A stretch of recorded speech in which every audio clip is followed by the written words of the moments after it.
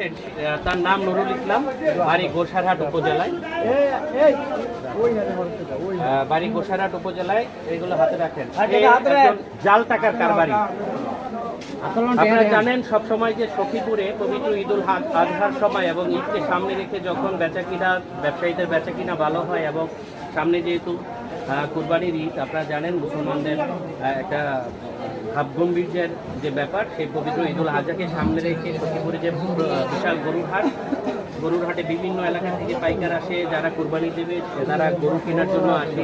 স্থানীয় লোকজন এই সখীপুর থানাধীন সকল ইউনিয়ন থেকে যারা আসে এবং বাজারে সখীপুর বড় বাজার বাজার আছে, কাঁচা বাজার আছে, সেখানে যারা আসে তাদের কাছ থেকে প্রতারণা করার জন্য এই যে নুরুল ইসলাম এর মতো অনেক এই জাল টাকার কারবারি সখীপুরে ছড়িয়েছিলেন।